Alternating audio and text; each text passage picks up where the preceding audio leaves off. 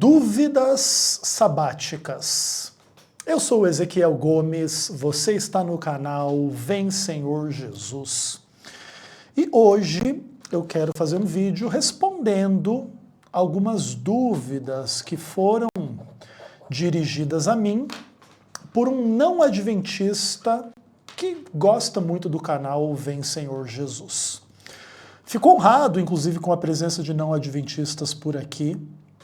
E o meu propósito no meu canal não é fazer proselitismo na direção do adventismo do sétimo dia, ainda que eu seja adventista.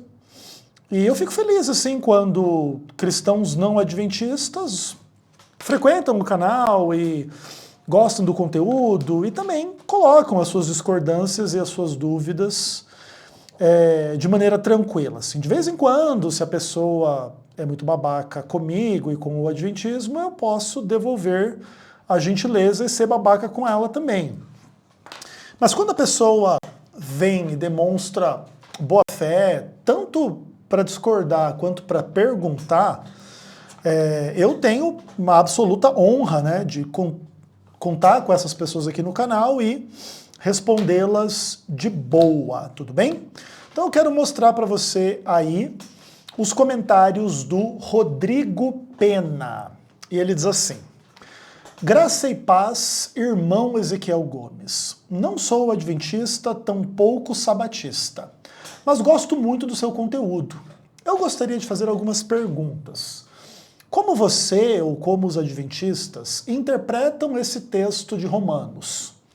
Um faz diferença entre dia e dia, mas outro julga todos os dias iguais. Cada um esteja inteiramente seguro em sua própria mente. Aquele que faz caso do dia, para o Senhor o faz. O que não faz caso do dia, para o Senhor não o faz. O que come, para o Senhor come, porque dá graças a Deus. O que não come, para o Senhor não come, e dá graças a Deus. Romanos 14, versos 5 e 6. E como sabemos exatamente o que fazer e não fazer no sábado? E agora, no final, quero dar minha explicação do porquê não sou sabatista. Eu não acredito que os mandamentos foram abolidos, porém creio que o nosso sábado, Shabat, se cumpre no descanso que temos em Cristo. E creio que não há como descansar sem ele.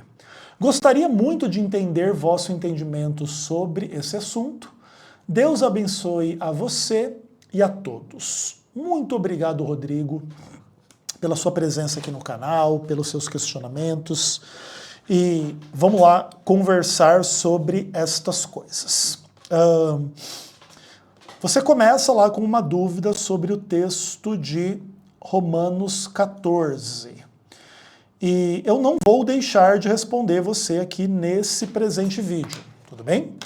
Mas, primeiro eu devo dizer que vou listar aqui na descrição deste vídeo 3 materiais meus a respeito de Romanos 14, aqui no canal Vem Senhor Jesus, para, de alguma forma, facilitar o aprofundamento, caso você, Rodrigo, ou qualquer outro que esteja aqui no canal, queira se aprofundar aqui no meu entendimento, tá? Eu tenho vários conteúdos sobre Romanos 14, vou indicar 3 aqui nesse presente vídeo para estar na descrição, tá? O primeiro é um vídeo que chama Em que implica o conselho de Paulo para que a gente não discuta a opinião, Romanos 14, verso 1.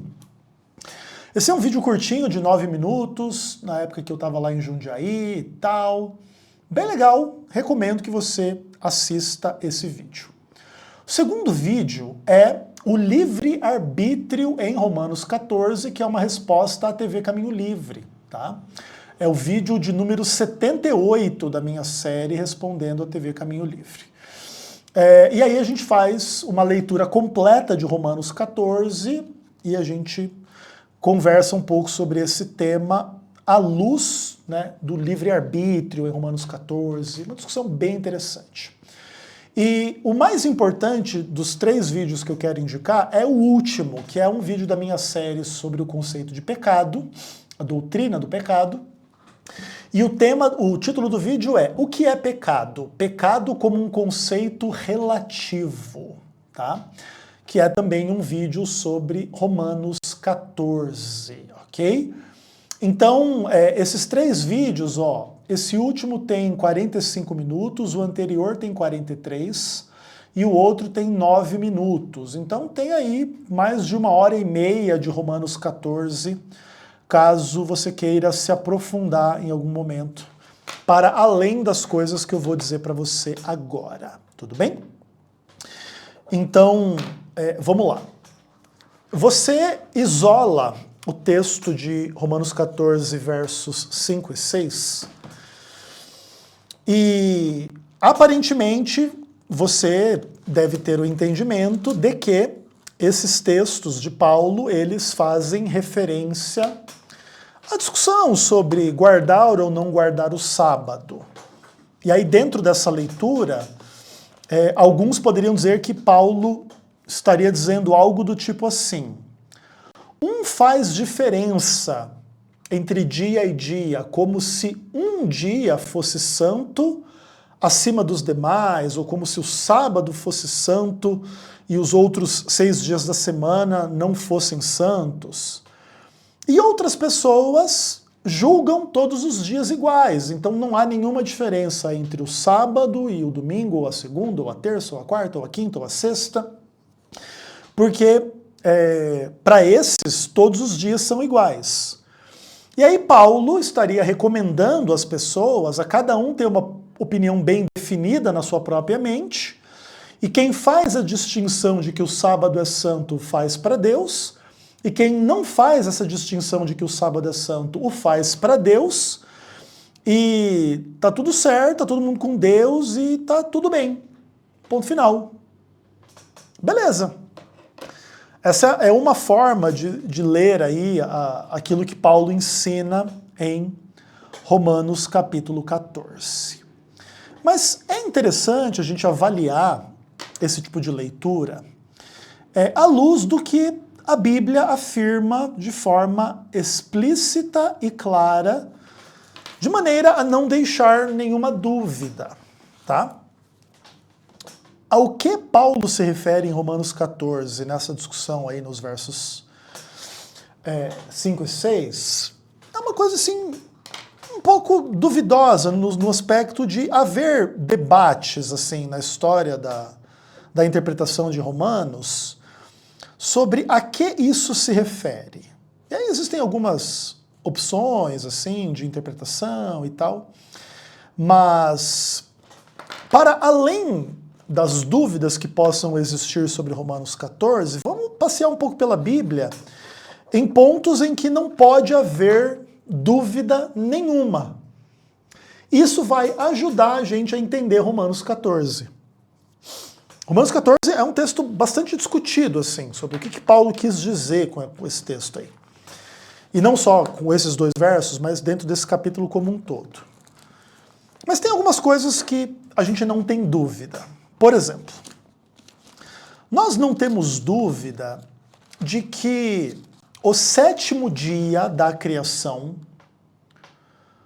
foi um dia abençoado e santificado por Deus, que foi o dia no qual Deus mesmo descansou. Isso separa o dia de sábado dos demais dias da criação. Esse é um aspecto bem interessante a respeito do qual não existe nenhuma dúvida na Bíblia. Então, por exemplo, lá em Gênesis capítulo 2, assim, pois, foram acabados os céus e a terra e todo o seu exército, e havendo Deus terminado no dia 7º a sua obra que fizera, descansou nesse dia de toda a sua obra que tinha feito. E abençoou Deus o dia 7º e o santificou, porque nele descansou de toda a obra que como Criador fizera. Então, a Bíblia afirma de maneira explícita, inequívoca, insofismável, que o dia 7º da criação foi abençoado e santificado, porque nele Deus descansou. Ok? Beleza. Então, isso aqui são fatos bíblicos. De todos os dias da criação, dos 7 dias da criação, 6 dias foram dias de trabalho divino, e aí a narrativa bíblica vai dizendo que Deus criou o céu e a terra, e a luz, e os animais, e as plantas, cada um lá na sua ordem, e Deus ia vendo que aquilo era bom, e chega no 6º dia, ele cria o ser humano, e era muito bom. E chega no 7º dia, Deus descansa de toda a obra que como Criador ele havia feito, e por causa disso, ele abençoa e santifica o 7º dia. Santificar, inclusive, significa separar para uso sagrado, ok? Isso é o que acontece na criação do mundo, e a respeito disso, na narrativa bíblica, não pode haver nenhuma dúvida. Por exemplo, conquanto existam muitas discussões sobre o que Paulo quer dizer em Romanos 14, entre os estudiosos da Bíblia, não existe nenhuma dúvida entre os estudiosos da Bíblia de que na narrativa da criação o sábado foi abençoado e santificado por Deus, porque Deus descansa no 7º dia da sua obra de criação. Ponto. A ideia de que o sábado foi abençoado e santificado na criação, o 7º dia, é algo incontroverso. Não existe estudante da Bíblia que possa negar este fato. Depois, quando você abre a Bíblia lá nos 10 mandamentos, Êxodo capítulo 20, você vai ter ali a ordem de Deus para a santificação do sábado nos seguintes termos. Lembra-te do dia de sábado para o santificar. 6 dias trabalharás e farás a tua obra, mas o 7º dia é o sábado do Senhor teu Deus. Não farás nele nenhuma obra, nenhum trabalho, nem tu, nem teu filho, nem tua filha, nem teu servo, nem tua serva, nem o teu animal, nem o forasteiro das tuas portas para dentro. Porque em 6 dias fez o Senhor o céu, a terra, o mar e tudo o que neles há. E ao 7º dia descansou. Por isso, o Senhor abençoou o dia de sábado e o santificou. Quando Deus dá os 10 mandamentos lá para Moisés, etc., e ele vai explicar o motivo do porquê que no meio dos 10 mandamentos está lá a noção da guarda do sábado,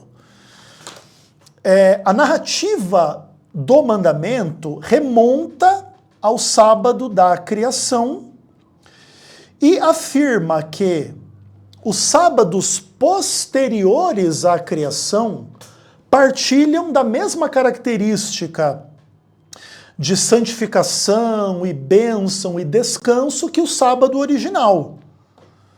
Então, os sábados subsequentes ao 7º dia da criação eram o sábado do Senhor Deus. E o texto é muito curioso, é muito interessante.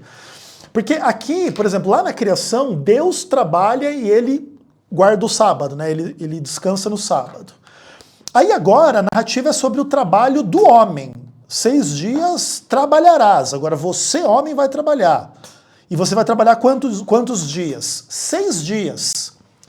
E o 7º dia é o sábado do Senhor teu Deus. Nele você não vai trabalhar. Nem o forasteiro, nem a sua filha, nem teu filho, nem teu animal. Por quê? Porque Deus fez o mundo em 6 dias e descansou no 7º, e ele abençoou e santificou o dia de sábado.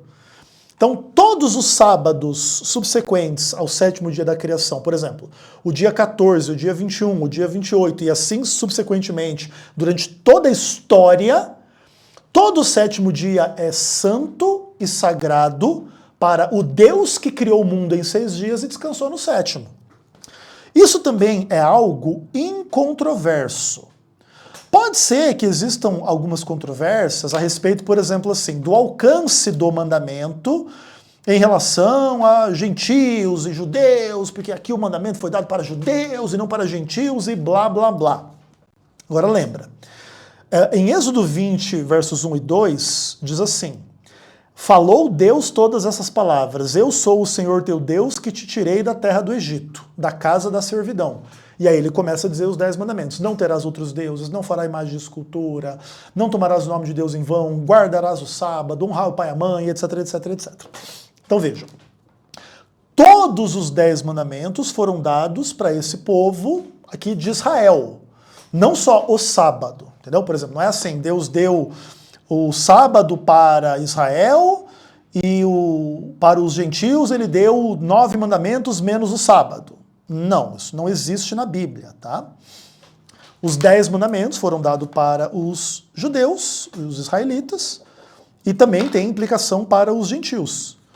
Quando o gentio adultera, ou idolatra, ou rouba, ou mata, ou transgride o sábado, ou transgride qualquer outro dos 10 mandamentos, o gentio também está pecando, porque senão só teria pecado quem é de Israel, que recebeu aqui os 10 mandamentos.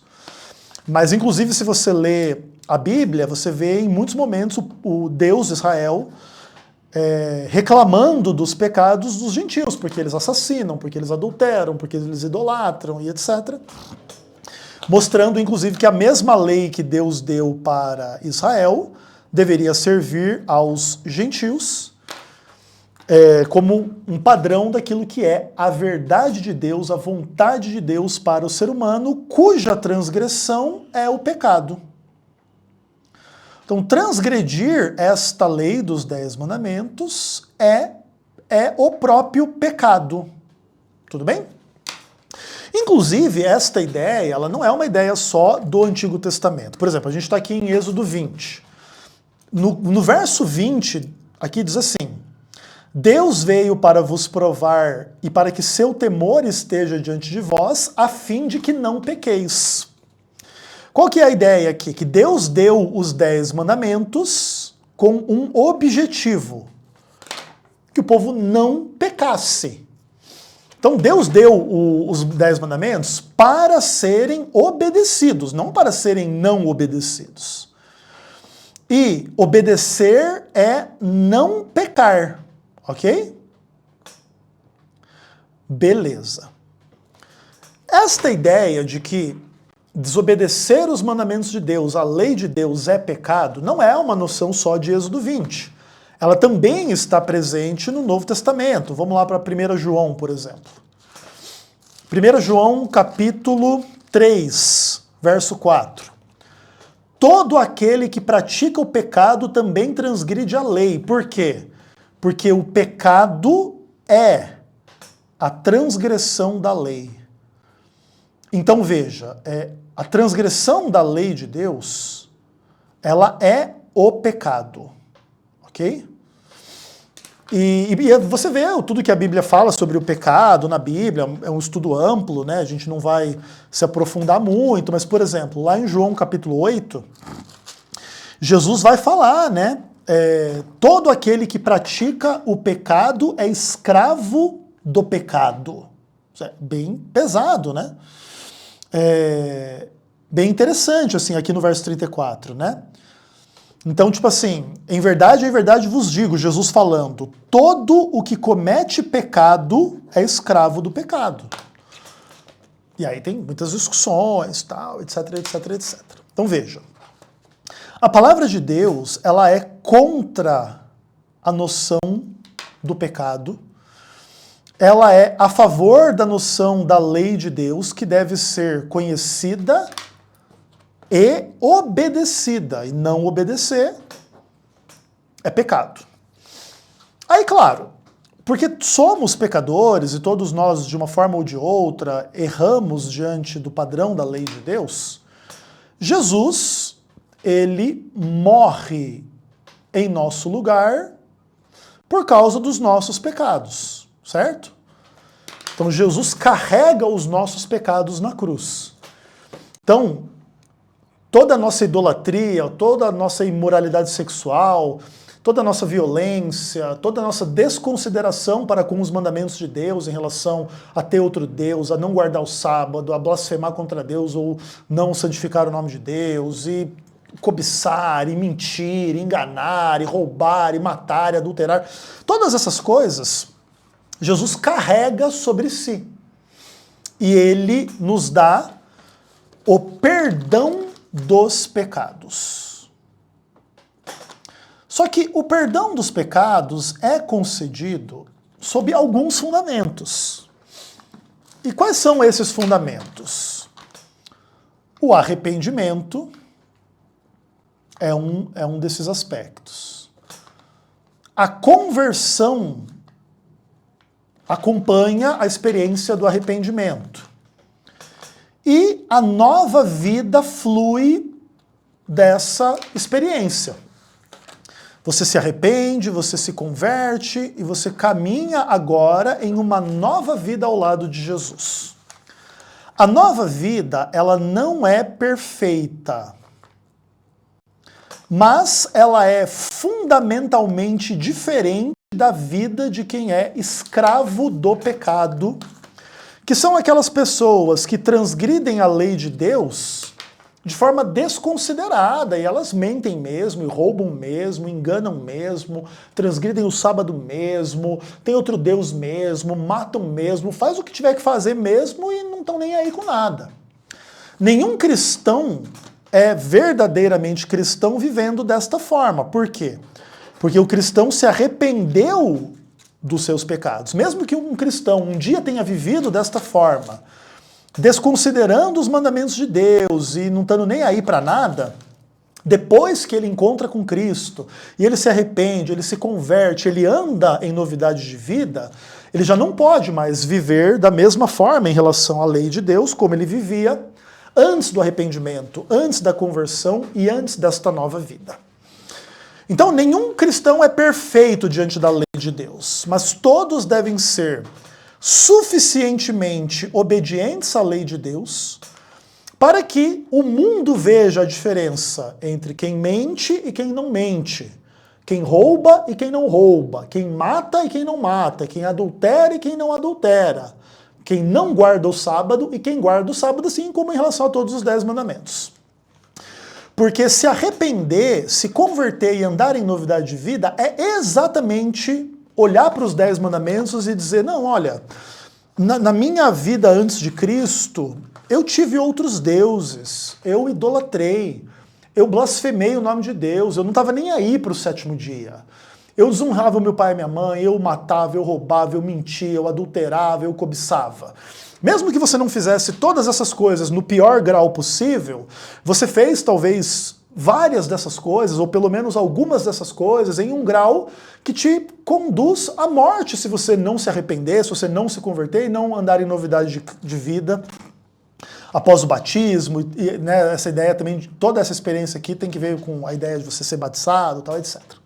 Ok? Então vejam, com esse contexto em mente, vamos dar uma olhada com um pouco mais de carinho lá em Romanos 14 e vamos tentar entender algumas coisas assim. Veja bem, isso aqui é um assunto extremamente importante, que tem que ver assim com algumas discussões assim bem interessantes.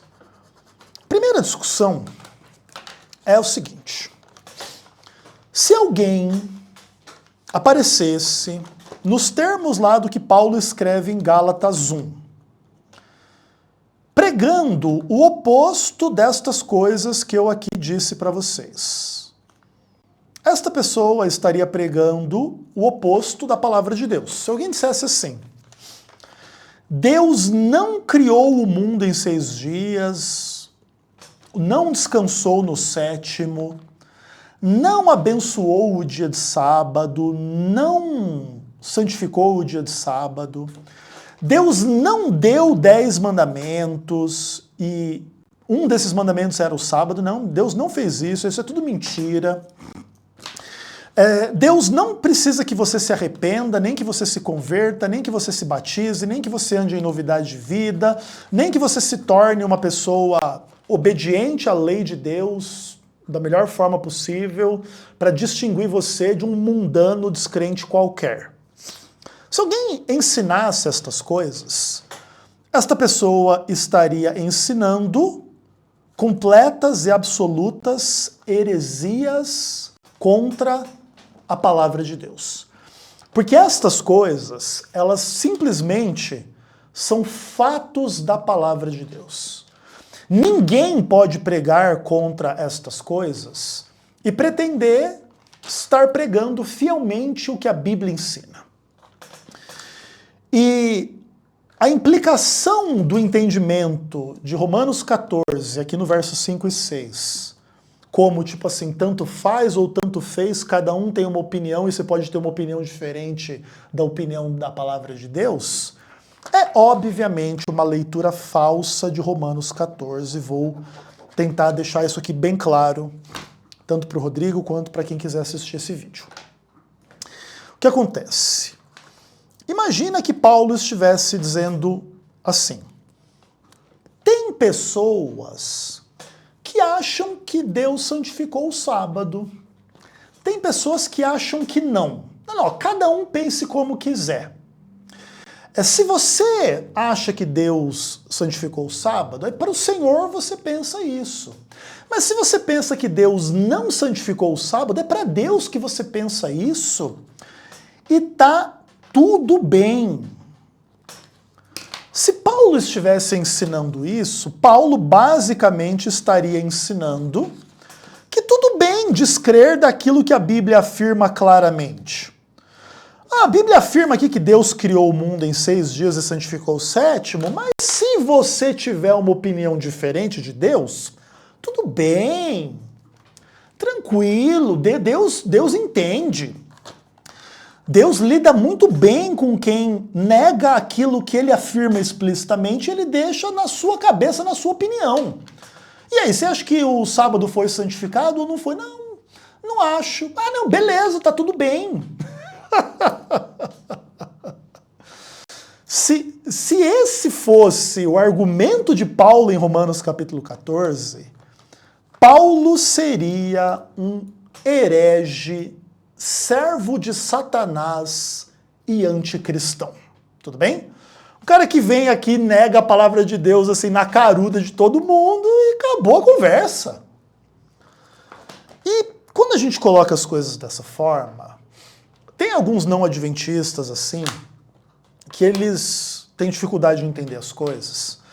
E eles pensam assim, o quê? Você está dizendo que Paulo, o grande apóstolo, era um herege do diabo? Olha como os adventistas são loucos. Não. Eu não estou dizendo que Paulo era um herege do diabo.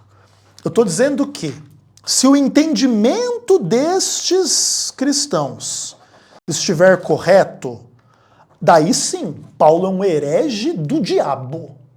Mas eu não acho que esses cristãos estão fazendo uma leitura correta de Romanos 14, versos 5 e 6. Mas qual que é a leitura correta? Vamos dar um passo atrás e vamos entender algumas coisas. Quando Paulo escreve Romanos, Paulo não escreve só Romanos 14, versos 5 e 6. Paulo escreve um monte de coisas antes de Romanos 14, 5 e 6 e depois de Romanos 14, versos 5 e 6 também. Quando a gente isola um verso da palavra de Deus e a gente enxerga uma implicação que o texto não diz, mas que a gente acha que pode ser que o texto diga, e etc., a melhor coisa que a gente tem a fazer antes da gente sair afirmando o que Paulo não afirmou é a gente ser um pouquinho mais cuidadoso na leitura, tá?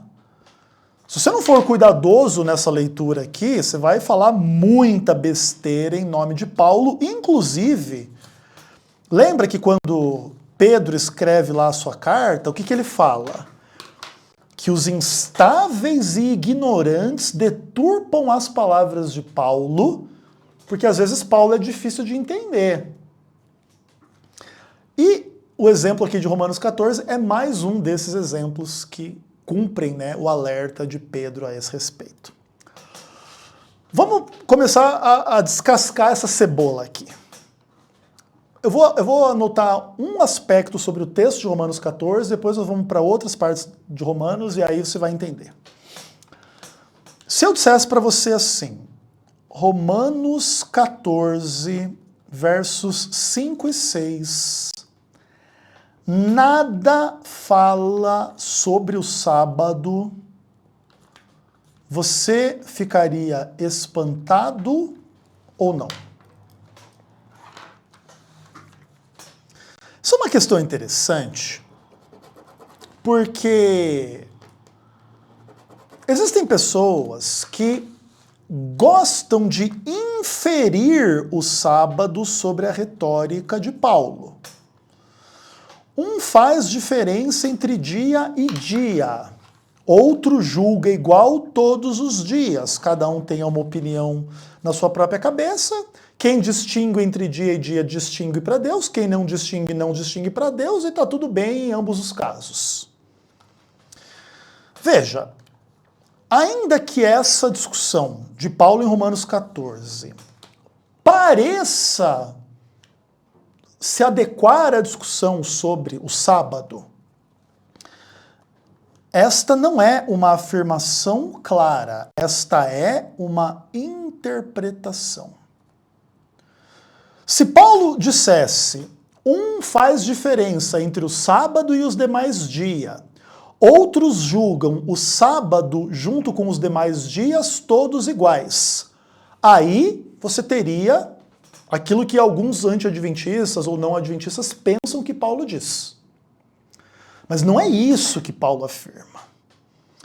E quando não é isso, então essa interpretação de que dias e dias aqui tem que ver com a ideia da guarda do sábado ou da não guarda do sábado, se torna uma interpretação, é uma hipótese.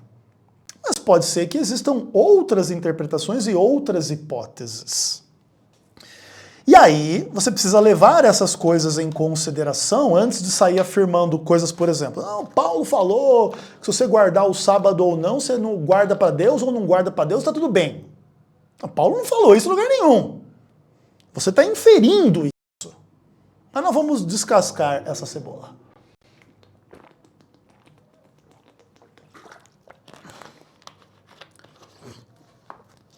Eu fico com vontade de fazer uma volta ampla aqui em Romanos. Mas eu não vou fazer isso, porque é bastante retórica complexa por parte de Paulo em Romanos. Mas eu vou ler coisas em Romanos 6, em Romanos 7, em Romanos 13, para criar um contexto para a gente chegar lá na discussão de Romanos 14. Eu poderia ler vários outros textos, por exemplo, em Romanos 1, Romanos 2, que também podem ter que ver um pouco com esse discurso que Paulo vai montando sobre a relação entre a lei de Deus, a vontade de Deus, o pecado, a relação entre gentios e judeus, um monte de questões aí na retórica de Paulo, e etc, etc, etc. Mas eu vou simplificar para já dar o suficiente, um contexto suficiente para todos vocês entenderem. Então, por exemplo, quando Paulo ele vai falar dessas questões, aliás, putz, cara, tem um texto aqui tão legal. Eu vou ler mais um fora desses aí, eu vou começar com Romanos 3, verso 31. Paulo está lá argumentando, tal.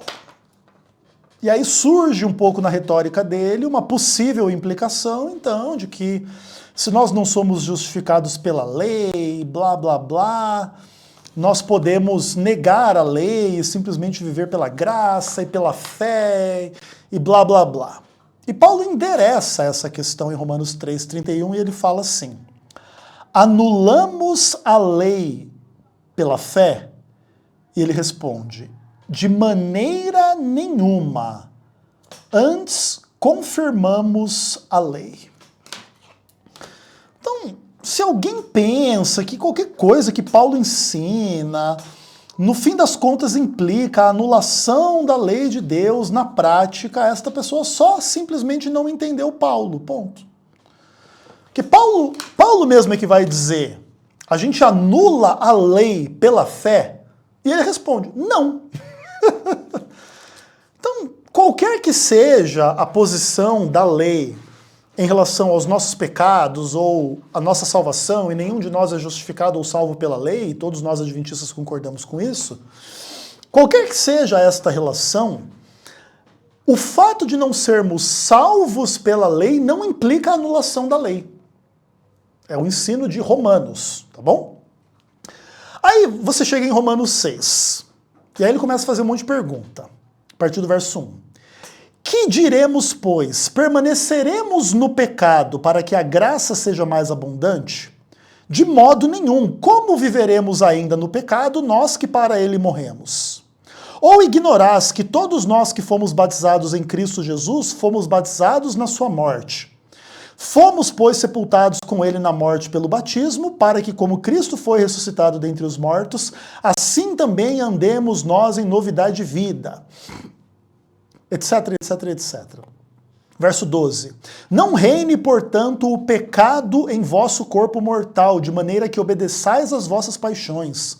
Nem ofereçais cada um os membros do seu corpo ao pecado, como membros da iniquidade.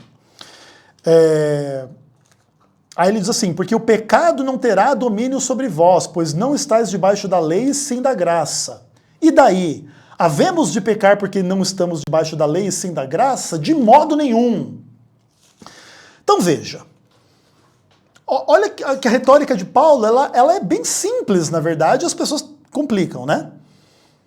Vamos permanecer no pecado, ou seja, na transgressão da lei, para que a graça de Deus seja mais abundante? Ele diz que não. Que nós, que estamos em Cristo, morremos para o pecado, ou seja, nós morremos para a transgressão da lei de Deus. O cristão não vive em transgressão da lei de Deus.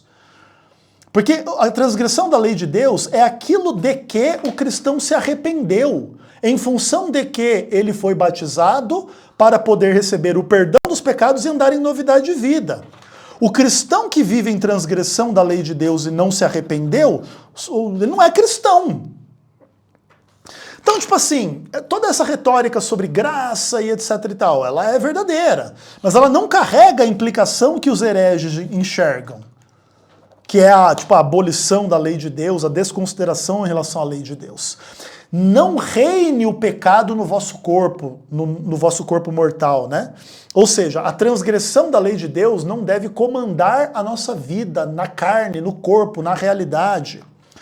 Aí o pessoal usa o verso 14. Não, mas ele diz que não estamos debaixo da lei, sim da graça. Sim, daí no verso 15, ele explica que isso não tem por implicação que a gente vai pecar contra a lei de Deus porque estamos na graça. E ele vai responder, de jeito nenhum, ou seja, não vamos pecar porque não estamos debaixo da lei, sim da graça, ou seja, porque não estamos debaixo da lei, nós vamos obedecer à lei e não pecar. É o oposto do tipo, porque não estamos debaixo da lei, então podemos transgredir a lei de boa. É o contrário. Paulo diz, de modo nenhum nós vamos usar a graça de Deus e o fato de não estarmos, entre aspas, debaixo da lei, como desculpa para pecar, ou seja, para transgredir a lei de Deus.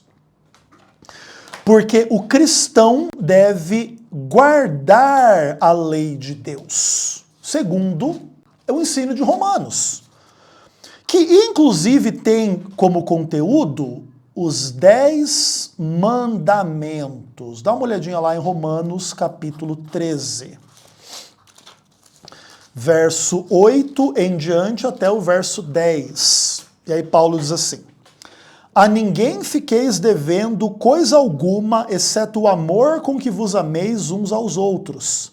Pois quem ama o próximo tem cumprido a lei. Pois isto, não adulterarás, não matarás, não furtarás, não cobiçarás, e se há qualquer outro mandamento, tudo nesta palavra se resume: amarás o teu próximo como a ti mesmo.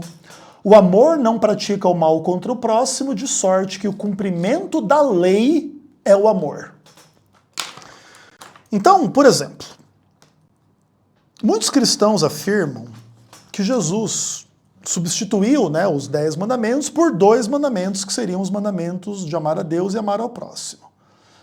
Mas aqui, Paulo afirma que o amor a Deus, e especialmente aqui o amor ao próximo, são cumpridos no contexto dos 10 mandamentos. Até porque, como o cumprimento da lei de Deus é o próprio amor, pois a lei de Deus é o amor, porque Deus é amor, etc, etc, etc.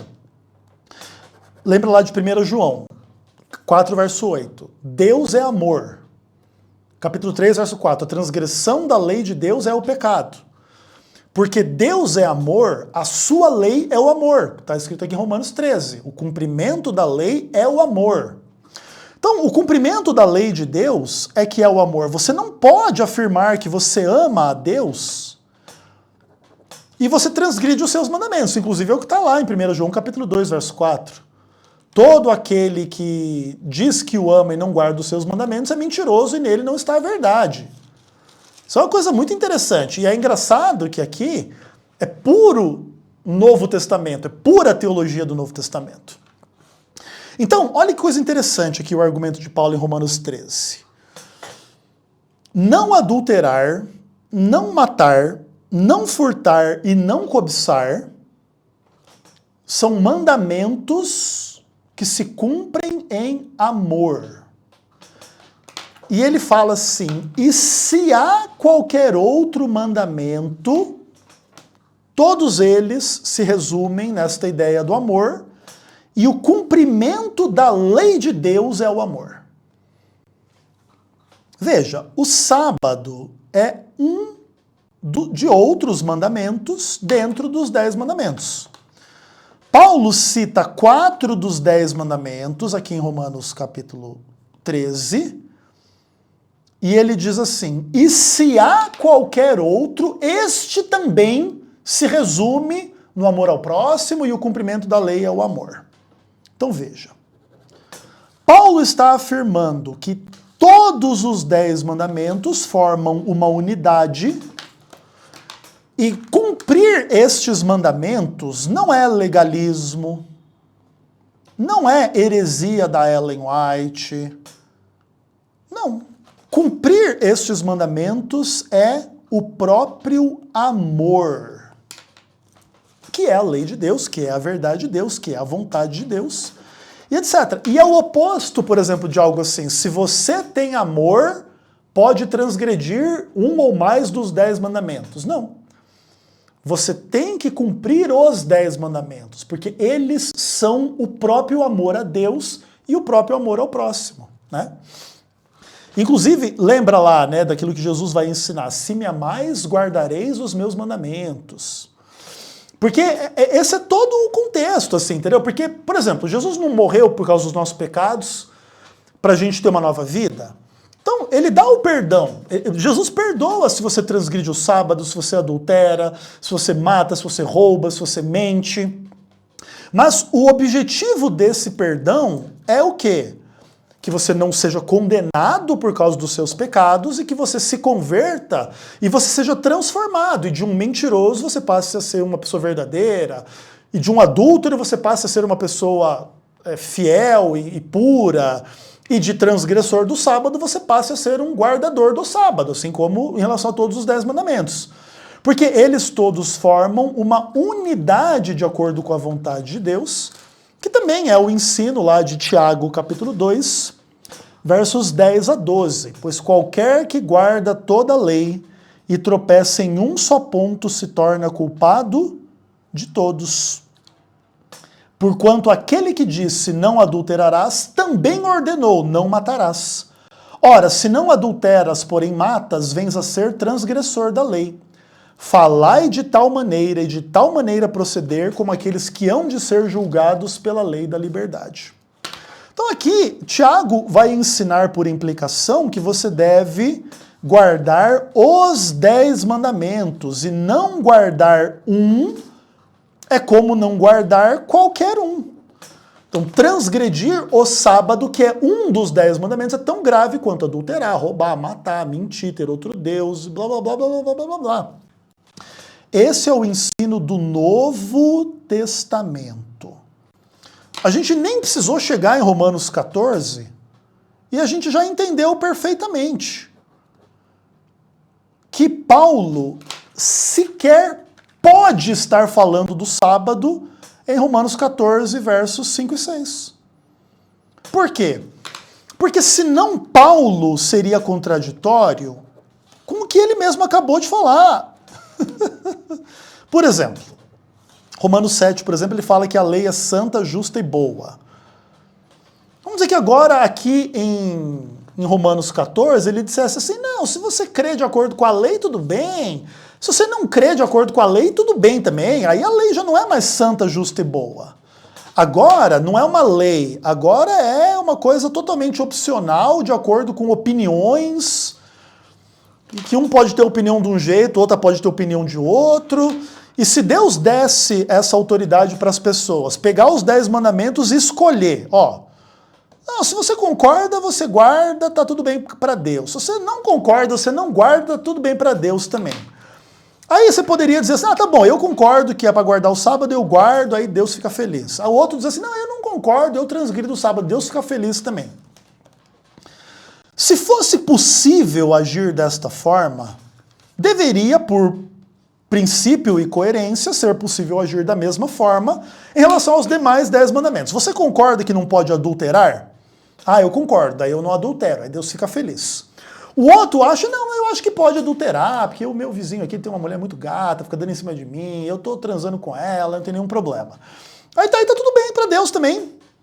Porque se os 10 mandamentos viraram agora 10 conselhos opcionais que não tem problema nenhum você transgredir, porque Deus entende, Deus gosta, Deus acha que tá tudo bem, você já teria um problema gravíssimo, tá? E como Paulo já explicou essas coisas, que a graça e a fé e a salvação não nos dão margem para viver em pecado, em transgressão da lei de Deus e etc., e que o cumprimento da lei de Deus, os 10 mandamentos, é o amor, que é a própria vontade de Deus, a qual o cristão deve ser obediente por completo. Porque são 10 mandamentos, é não matar, não adulterar, não cobiçar, não mentir, e se tem qualquer outro, é para obedecer. Nem pode ser que em Romanos 14 tenha algum tipo de papo aqui que não, se você não concorda, tudo bem. Então, o que acontece? O fazer diferença entre dias e dias, provavelmente, tem que ver com uma de duas questões. E essas são questões debatidas no universo da teologia. É assim que funciona. Ou Paulo estava falando de dias de jejum, essa é uma das opções, e outra das opções é que Deus estava falando sobre compreensões filosóficas da realidade, sobre a natureza do tempo e da repetição do tempo, na questão dos dias e etc, e etc, e etc. Eu não sei se você já ouviu falar das discussões entre os gregos antigos, os filósofos, a respeito da natureza da realidade, da natureza do tempo. Eu vou começar com isso, depois eu falo sobre os dias de jejum. Por exemplo, existem pessoas dentro do universo da filosofia que pensam que todos os dias se repetem. E existem pessoas que entendem que nada nunca se repete.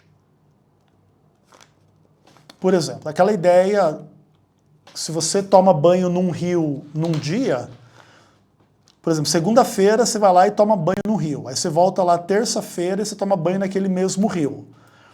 O rio de segunda-feira era um rio, o rio de terça-feira é outro rio. Que, por exemplo, na segunda-feira, quando você tomou banho naquele rio, aquela água na qual você estava se banhando, ela já passou, já chegou no mar. E chega na terça-feira, você está tomando banho numa outra água, que não é aquela que já passou e já chegou no mar. É bem curiosa essas questões, assim, que tem a ver com essas filosofias, né, dos seres humanos e tal. Então, entre os gregos existe um pouco essa discussão, e existia desde aquela época. A natureza cíclica do tempo ou a natureza irrevogável do tempo, né? Ou tipo, os dias se repetem. Todo dia o sol nasce, morre, aí no dia seguinte repete igual, e no outro dia repete igual, no outro dia repete igual, no outro dia repete igual, eternamente. Todos os dias são iguais. Ou tem pessoa que faz distinção entre os dias. Não, ó, esse dia aqui, ele é único. Mesmo que ele tenha características parecidas com o outro dia, que o sol nasceu e se pôs, e choveu, não choveu, blá, blá, blá, blá, blá, blá, nunca um dia se repete igualzinho em absoluto em tudo, em função de todas as coisas. Por causa da natureza do movimento, da realidade, das coisas como elas são. E Paulo simplesmente, nesse caso, estaria dizendo que a igreja não pode rachar em função dessas discussões filosóficas. Não tem nada a ver com, tipo, tem uns que pensam que o sábado foi santificado por Deus, tem outros que não e tá tudo bem.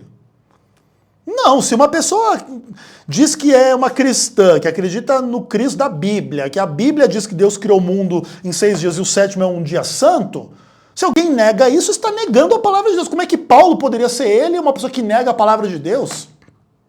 Inclusive lá no livro de Atos, quando Paulo vai dar o testemunho dele lá, diante dos reis lá, dos governadores, o que ele fala? Paulo fala que ele acredita em tudo que está conforme a lei e os profetas. Não é isso? E é muito interessante isso, assim, né? Paulo, ele se defende das acusações feitas contra ele, dizendo que ele acredita em tudo conforme a lei e os profetas. Aqui, Atos capítulo 23, verso 14. Eu sirvo ao Deus dos nossos pais, acreditando em todas as coisas que estejam de acordo com a lei nos escritos dos profetas. Por exemplo, nos escritos dos profetas se diz que o sábado é deleitoso, o santo dia do Senhor, em Isaías 58, por exemplo. Como é que Paulo poderia dizer assim, não, se você não acredita aí, tá tudo bem. Ele mesmo deu o exemplo dele mesmo acreditar na lei e nos profetas. Então é uma bobajada gigantesca essa leitura aí de que Paulo estaria relativizando o sábado em Romanos 14. E uma outra das hipóteses é, como ele está falando muito de comida nesse capítulo 14, existia uma divergência entre os primeiros cristãos sobre a ideia do jejum. Inclusive a Didaquê diz, né, que tinham pessoas que jejuavam terça e quinta e os hereges jejuavam segunda e quarta, eram umas bobeiras assim desse tipo, entendeu? Então, também pode ser que tivesse uma discussão assim lá na igreja de Roma e Paulo está querendo dizer que se você faz diferença de que o dia de jejum é esse ou aquele, ou se você não faz, tanto faz e não importa. Essas são as duas mais prováveis explicações a respeito de Romanos 14. Ok, meu amado irmão Rodrigo? Aí vamos avançar aí com essas suas outras dúvidas. Você pergunta assim, como sabemos o que fazer exatamente no sábado ou não? Então, beleza. Então, vamos dizer assim que a gente superou a perspectiva de que guardar o sábado é opcional. Não, guardar o sábado é um mandamento, não é opcional. Ok. E aí começam a surgir dúvidas, né? Ok, então como que faz na prática e blá blá blá. E eu costumo dizer que o sábado não é um problema teológico. Toda a celeuma que existe em torno do mandamento do sábado não tem que ver com uma celeuma teológica, um problema de teologia. A teologia do sábado é perfeita, simples, lógica, bíblica, irrefutável. Ponto. Qualquer pessoa que não entende isso não entendeu o básico da Bíblia, e eu digo isso não para ofender quem não é adventista ou discorda, é só porque é assim que é, tá? Quem não entende isso não entendeu o básico do básico do básico do básico, tudo bem? Beleza. Só que a celeuma que existe em relação à guarda do sábado não é por causa de dificuldades teológicas, é por causa de dificuldades práticas. Guardar o sábado como indivíduos, como família, como igreja, como sociedade, é uma coisa bem desafiadora do ponto de vista econômico, político, social, de produção, de trabalho, de ritmo de vida, de 1 milhão de coisas. E aqui, inclusive, tem que ver com toda uma estrutura da realidade, que tem que ver com as pessoas que comandam o mundo e que lucram com o trabalho dos demais seres humanos, e na cabeça dos grandes donos do dinheiro no mundo, em maior ou menor escala, o trabalho não deve parar nunca, porque um dia parado é um dia de não lucro, né? Então, no fim das contas, existe um sistema de uma relação complexa entre quem é dono do dinheiro e quem quer ganhar o dinheiro em troca do seu trabalho. E, na maioria dos casos, o que existe é uma relação de sedução, de controle, de escravidão, de abuso, onde o dono do dinheiro impõe sobre as pessoas um ritmo de trabalho que não está de acordo com a lei de Deus, onde você não vai trabalhar 6 dias e descansar o 7º. Você pode até trabalhar menos dias, mas mais de vez em quando você vai ter que trabalhar no 7º dia. E aí cada modelo é um modelo, a depender se você trabalha para o setor público ou privado, ou trocentas coisas. E aí você tem discussões assim complexas a respeito de uma questão prática, sobre como que o mundo funciona. Então, no fim das contas, a guarda do sábado, ela vai obrigar a gente a pensar a política, a economia, a religião, a sociedade de forma ampla. Mas, independentemente de como a gente pensa tudo isso, o fato é que é difícil guardar o sábado. E, por causa disso, além da dificuldade de guardar o sábado, existe um outro problema. Na história da humanidade, nós tivemos uma entidade política e religiosa que foi muito vitoriosa naquilo que realizou, que é a Igreja Católica Apostólica Romana, e que se miscuiu no poder do mundo, e é uma das entidades mais poderosas do mundo, e em nome de sincretismos religiosos, heresias, enganos, até mesmo cumprindo um papel profético como a Babilônia do Apocalipse, etc, etc, a prostituta e tudo mais, concedeu a ideia de que os cristãos deveriam descansar no domingo e não necessariamente no sábado, fazendo essas distinções e blá blá blá. E ela foi vitoriosa. Então, além de ser difícil parar de trabalhar um dia, ainda essa entidade ela é vitoriosa no mundo e ela coloca o domingo como dia de descanso e o sábado como um dia mais corriqueiro de semana, assim, de trabalho. E a maioria das pessoas, e a maioria dos governos, e a maioria das empresas acaba que abraça essa ideia, se for para ter um dia de descanso que seja domingo, não sábado, para ser tipo de acordo com a maioria, e dificulta que se guarde a lei de Deus e estabelece no lugar da lei de Deus um dia criado pelo ser humano, ou pelo diabo, pelo anticristo. Então isso aqui dá o tom do problema, tá? Mas eu não posso entrar muito fundo nesse problema, porque aqui é mais 2 horas de vídeo aqui só para contextualizar essa questão como um todo. Mas aí eu vou entrar na pergunta do Rodrigo.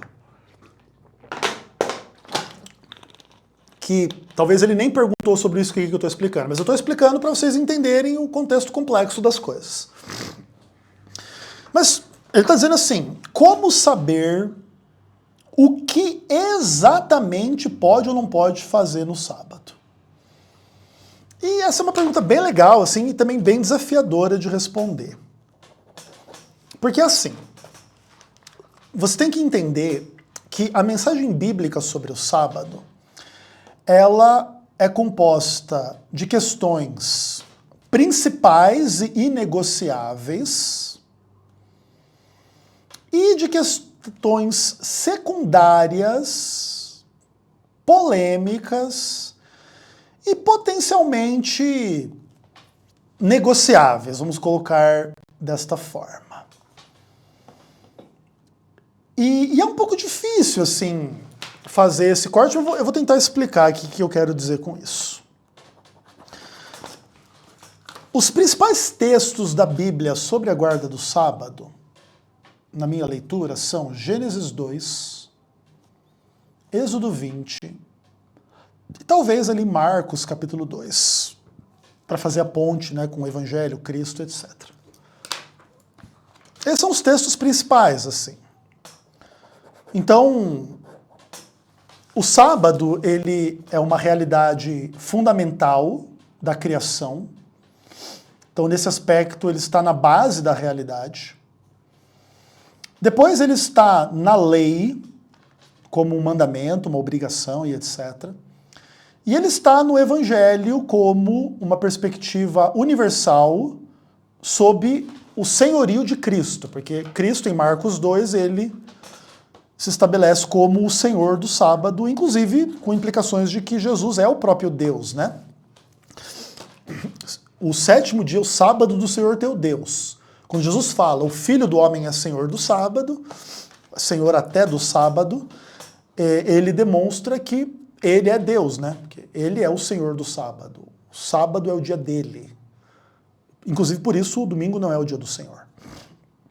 Então, o que acontece? Esses são os aspectos centrais, assim.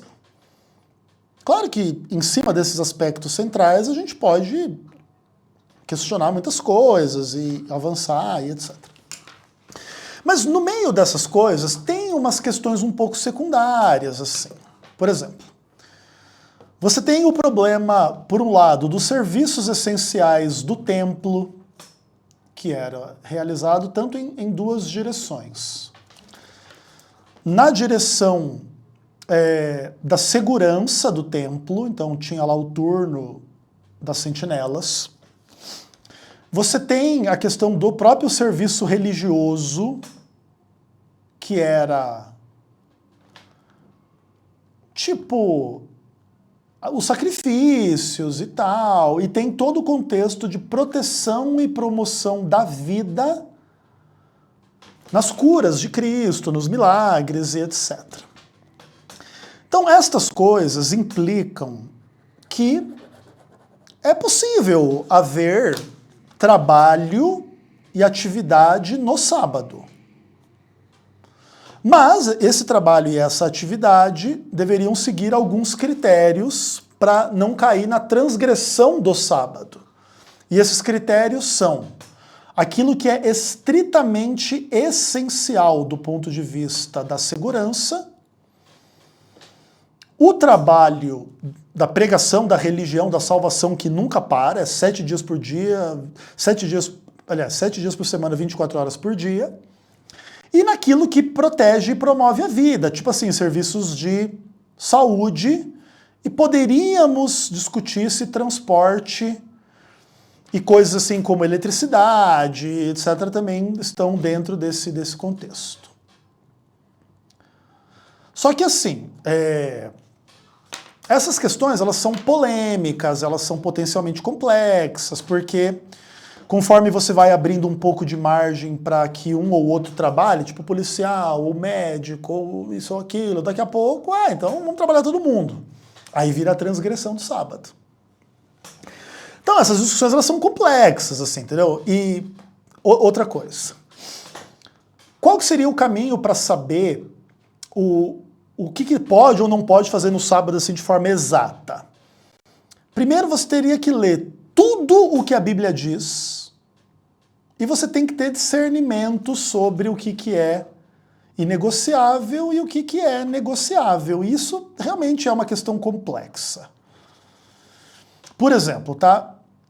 Lá no Antigo Testamento você tinha algumas questões sobre o sábado que tem que ver, por exemplo, com acender fogo, e também com a questão de pena de morte para quem transgredisse o sábado. A maioria dos cristãos, mesmo que são sabatistas e guardam o sábado, entendem que esses aspectos da guarda do sábado do Antigo Testamento, eles já não se aplicam mais. E isso não implica que o sábado deixou de ser o dia santo, tá? Porque, por exemplo, lá em João 8, quando a mulher adúltera não é apedrejada, também existe ali uma abolição da pena de morte por adultério, mas o adultério não deixa de ser pecado, tanto que no fim da história vai e não peques mais. Então, tipo assim, não vai apedrejar porque pecou, mas isso não libera o pecado. E a gente entende o mesmo em relação ao sábado. Hoje, nenhum de nós adventistas entende que ninguém deve sofrer pena de morte por trabalhar no sábado. Mas isso não nega o sábado. Porque a gente entende que isso é um aspecto negociável. E essa questão também de acender fogo, a gente entende que no passado tinha um contexto mais trabalhoso, mais complexo, que não existe mais, então não se aplica também. Mas é óbvio que essas questões, elas são polêmicas. E acima de tudo, a ideia do que se pode ou não fazer de forma objetiva, ela é muito desafiadora, porque o que a gente sabe é que o mandamento ele proíbe aquilo que seria o trabalho não essencial corriqueiro. E quando eu digo trabalho não essencial, não é assim, o meu trabalho é essencial para eu sobreviver, então pode. Não, não é isso. O trabalho essencial é o trabalho basicamente em área de saúde e segurança, tá? Que é para proteger e promover a vida, e o trabalho pastoral, religioso, pregação do evangelho. Esses são os trabalhos essenciais, nenhum outro, tipo comércio, tá? Em tese não, tá? Mas é óbvio que não existe uma lista de regras completas a respeito de tudo que pode ou não pode, se pode ver um jogo de futebol, pode ir na praia, ou pode dormir o dia inteiro, ou o que pode ou não pode fazer. Claro, pelo exemplo de Cristo, o sábado é um dia de milagre, de comunhão especial com Deus, de pregação poderosa da palavra de Deus e trocentas coisas assim. Mas isso não se transforma assim numa regra objetiva e clara. Então cada um tem que ter a sua relação pessoal com o Espírito Santo e tentar entender o que pode ou não pode. Então, por exemplo, fazer comida, tomar banho, lavar louça, e isso aqui. Tem coisas que, tipo assim, são bem não polêmicas. Tipo assim, ninguém encrenca com tomar banho no sábado, tá tudo bem. Mas lavar louça, alguns já pensam, não, não deve, outros pensam, não, tudo bem. Ou fazer comida também, é uma coisa um pouco polêmica. Tem algumas pessoas que pensam que pode, outras pessoas que pensam que não. Até por causa desse negócio de acender fogo. Então, existe um pouco de espaço, assim, para certas divergências. Agora, sim, tipo, um trabalho corriqueiro, normal e não essencial, não está dentro do escopo do que é polêmico, entendeu? E essa é uma questão bem interessante, assim, na verdade. Claro que, se quiser polemizar, dá para polemizar bastante.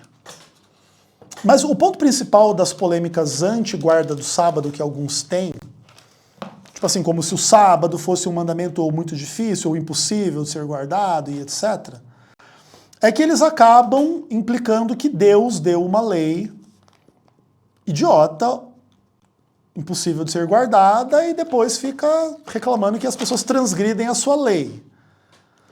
E aí seria babaca da parte de Deus, assim, seria injusto, né? Você dá uma lei que ninguém pode cumprir e aí você reclama que elas transgridem o que elas não poderiam cumprir em primeira instância. Mas quem tem essa visão, obviamente, que acaba por tabela ou de forma direta acusando Deus de ser um idiota, de fazer uma lei ridícula. E nós, adventistas, a gente entende que essa é uma acusação falsa, né?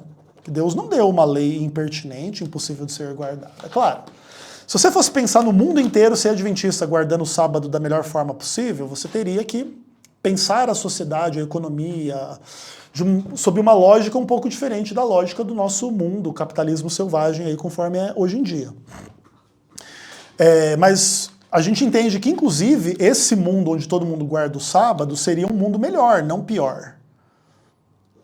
O que torna a guarda do sábado difícil no nosso mundo é que o caminho dos homens é diferente do caminho de Deus e que os homens transgridem a lei de Deus.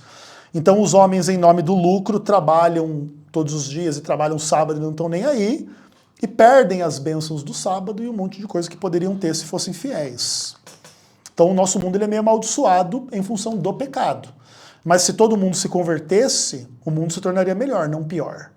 Ainda que houvesse umas complexidades sobre os serviços essenciais. Então não existe regra absoluta, tipo assim, não existe uma lista de tudo que pode exatamente e que não pode exatamente. Você tem que ter o seu discernimento, a sua relação com Deus e seguir a sua consciência, cada um fazer o mesmo, evitando o que é obviamente errado e discutindo coisas que podem ser discutidas, tá bom? E aí o seu comentário final é que você não acredita que os mandamentos foram abolidos, mas você crê que o nosso sábado se cumpre no descanso que temos em Cristo e que não há como descansar sem ele. Cara, essa ideia de que, tipo, o nosso sábado se cumpre em Cristo, o descanso que temos em Cristo, é uma ideia bem estranha, na verdade, assim. Porque o que acontece, assim, não é uma heresia e não é, assim, um conceito incompreensível dizer que existe um descanso em Cristo. Que tem que ver, assim, com inúmeras questões, assim. Por exemplo, vamos dizer, assim, que existe um descanso espiritual em Cristo. O homem sem Deus, ele é um homem que vive cansado atrás de dinheiro, atrás de sexo, atrás de poder, atrás de um monte de coisas que não podem dar ao homem a plena satisfação e muito menos a vida eterna. Então, se você correr a sua vida inteira simplesmente atrás de dinheiro, atrás de sexo, você pode conquistar muitas coisas assim, mas no fim você corre o risco de ser aquele que Jesus falou, que ganha o mundo e perde a alma. Então, tipo, correr atrás das coisas do mundo é um pouco correr atrás do vento, é aquilo que o Eclesiastes vai dizer que é a vaidade. E os seres humanos, quando eles não conhecem a Cristo e eles estão nessa máquina de moer carne, do mercado de trabalho, dos estudos, de satisfazer as ganâncias e as vontades e blá blá blá, quando essas pessoas encontram a Deus e se convertem a Cristo, elas muitas vezes percebem assim o quão fúteis, o quão carnais, o quão diabólicas, o quão erradas elas estavam. E elas encontram, assim, em Cristo, um senso de alívio, de perdão, de propósito, de bênção mesmo, assim, de vida, assim, sabe? Que é tipo um descanso, entendeu? É você parar, assim, de querer conquistar as coisas por si mesmo, ou colocar toda a sua felicidade em conquistar dinheiro, ou mulheres, ou, sei lá, um monte de coisa, entendeu? Então, sim, esse conceito de que há um descanso em Cristo não é um conceito problemático.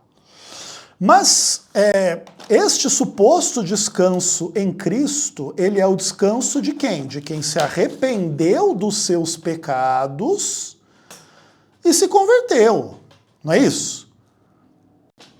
E o sábado está aqui dentro, entendeu? Por exemplo, vamos dizer que o cara estava atrás de dinheiro e grana, e não sei o que, 300.000 coisas, transgredindo o sábado.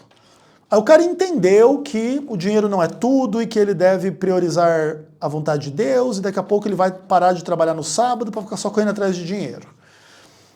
Então, ele também experimenta um descanso em Cristo e no sétimo dia ao mesmo tempo, porque uma coisa não é excludente da outra. E mesmo a pessoa que tem um descanso espiritual em Cristo, ela também precisa do descanso semanal, do ritmo de trabalho de vida, porque mesmo que você tenha um descanso em Cristo espiritual, se você trabalhar 7 dias por semana, Em 1 ano, 2 anos, 3 anos, 10 anos, você está podre. Mais do que se você tirar sistematicamente um dia para descansar de fato, fisicamente, além de espiritualmente. Então o sábado ele une um pouco essas perspectivas, o 7º dia, né? Do descanso tanto espiritual em Deus, quanto do descanso da rotina do trabalho mesmo. Entendeu? E o ideal é que esse descanso se dê no sábado do 7º dia. As únicas exceções a esta regra seriam as pessoas que trabalham nos serviços essenciais, e aí poderiam ter esse descanso em dias alternativos, né? E tirar a segunda-feira, ou o domingo, ou a terça, ou a quarta, ou a quinta, não importa tanto. Se você é um bombeiro, se você é um policial, se você faz um serviço essencial, um médico. E também o ideal é que esses serviços essenciais eles aconteçam em escala, então que não sejam sempre as mesmas pessoas que trabalham todos os sábados e etc, etc, etc. E se a gente fizer as coisas dessa forma, não é tão difícil entender. O que não pode é usar essa ideia do descanso espiritual em Deus e em Cristo para transgredir o mandamento, entendeu? Ah não, eu não guardo o sábado, ou seja, eu transgrido um dos 10 mandamentos, por quê? Porque eu descanso em Cristo. Jesus morreu para perdoar você porque você transgrediu o sábado. Isso está dizendo que você transgride porque você descansa nele. Não fecha essa conta, entende? Jesus perdoa se você trabalha no sábado. Mas a ideia é você também se arrepender, se converter e mudar, e passar a guardar. Ninguém está dizendo, entretanto, com isso, que essa transição entre o não guardar o sábado e o guardar é simples. Mas é o mesmo caso do adultério, por exemplo. Assim. Às vezes a pessoa está lá, tem uma mulher e está com uma amante. E o cara é alcançado pelo evangelho e ele entende que ele está errado, mas às vezes tem um certo tempo até a pessoa conseguir se desvencilhar da amante, daquele contexto como um todo. Tanto que tem que ver com o cara ser pecador, quanto também com situações complexas. Então, muitas pessoas que se convertem, elas lutam com os pecados, entende? Mas o que não pode é tipo assim, ficar se justificando, entendeu? Você tem um problema, seja com adultério, seja com a guarda do sábado, transgressão do sábado, etc. E você entende que você quer ir com Deus, e você quer ser perdoado, e você quer ter a vida eterna. Primeiro de tudo, seja sincero com Deus e consigo mesmo, né? Você vai enganar quem? E busque em Deus que Ele te dê condições de se arrepender, de se converter, de andar em novidade de vida, e de melhorar. Nenhum de nós vai atingir a perfeição, mas ninguém deve justificar a transgressão em nome da imperfeição. Nenhum de nós é um marido perfeito, mas isso não é justificativa para a gente viver em imoralidade. Nenhum de nós é um guardador do sábado perfeito, mas isso não é desculpa para a gente pisar e transgredir o sábado.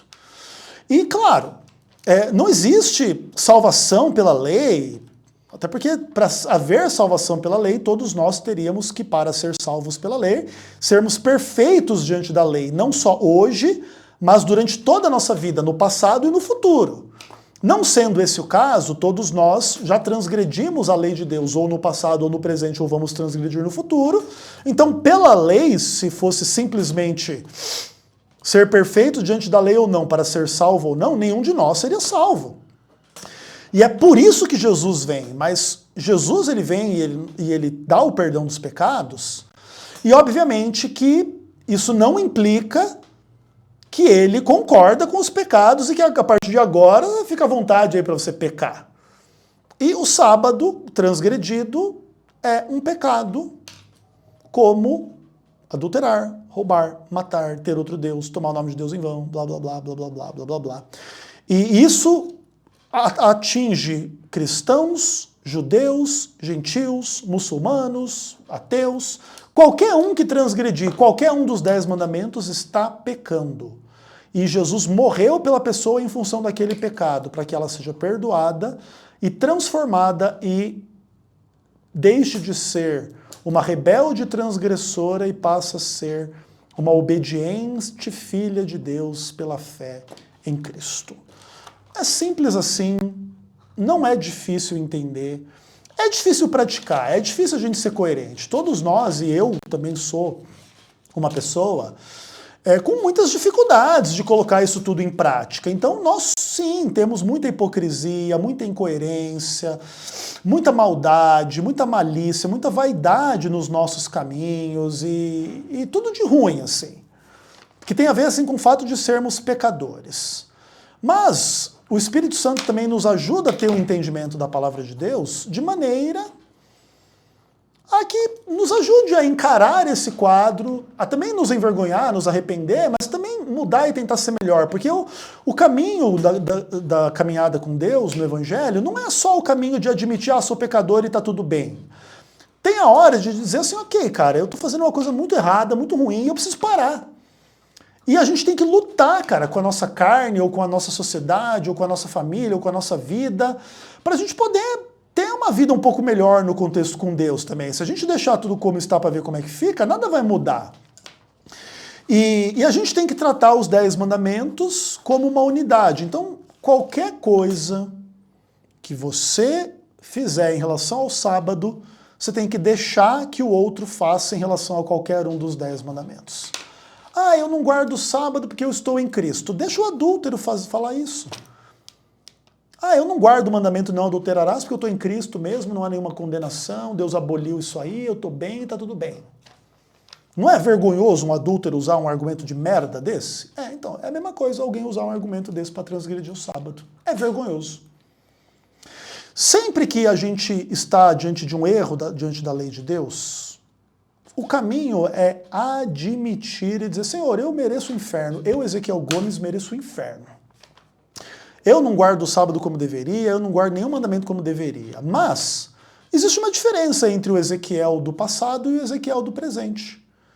Eu hoje sou muito mais obediente à lei de Deus do que eu era no passado, a despeito de eu ainda não ser perfeito. Eu não tenho esperança de ser perfeito antes de ser glorificado, mas eu tenho a esperança de que eu possa ser reconhecido como uma pessoa obediente face a um mundano descrente. Eu erro? Eu erro. Eu sou incoerente? Eu sou. Eu peço perdão a Deus pelas minhas transgressões do próprio sábado? Peço. Assim como peço que Deus me perdoe os meus pecados com sexo, ou com dinheiro, ou com mentira, ou com, sei lá, milhares de coisas, de forma direta ou indireta, de forma ampla ou de forma leviana, ou de forma pequena. Às vezes os nossos erros são grandes, às vezes são pequenos. E todos são erros, e todos nós temos que admitir estas coisas. Mas ninguém tem que ficar usando o argumento de que é pela graça, é o descanso em Cristo, é pela fé, não é pela lei, para simplesmente vivermos em pecado contrariamente à vontade de Deus. E não tem como escapar do sábado na leitura bíblica, tá? É simplesmente impossível. Porque Jesus Cristo é o Senhor do sábado, com implicações de que ele criou o mundo em 6 dias e descansou o 7º como Deus. Jesus falou para você orar para não transgredir o sábado e não fugir lá no inverno no sábado, mesmo muito tempo depois da sua morte e ressurreição, na destruição de Jerusalém ou até o fim do mundo. Se o sábado fosse se tornar irrelevante no Novo Testamento, Jesus não poderia falar isso, que ele fala lá em Mateus 24, verso 20. A Bíblia diz que as discípulas lá, seguidoras de Jesus, guardaram o sábado conforme o mandamento em Lucas 23, verso 53. E todo esse papo, assim, de que isso aí é coisa de judeu e não de gentil, é um papo, assim, desculpa dizer dessa forma, tá? Eu tô sendo educado aqui o vídeo inteiro, tá? É papo de débil mental, entendeu? Porque aí, na hora do sábado é coisa de judeu, e dízimo não é coisa de judeu, e o Deus Israel não é coisa de judeu, a salvação não é coisa de judeu. Que é engraçado, né? Essa cristãozada aí, tudo quer as bênçãos de Israel, quer tudo de Israel. Né? A lei de Deus, o sábado é coisa de Israel, não quero. É uma burrice gigantesca, né? Mas a gente entende também que essa burrice é muito enraizada, porque ela é muito conveniente. Mas nós devemos colocar a palavra de Deus acima das conveniências. Essa é a mensagem adventista. E que não é uma mensagem da Ellen White, é uma mensagem da Bíblia. E eu espero que tais questões estejam esclarecidas. Se quiser se aprofundar, especialmente em Romanos 14, links na descrição. Obrigado pela sua atenção até aqui. Até o próximo vídeo, se Deus quiser.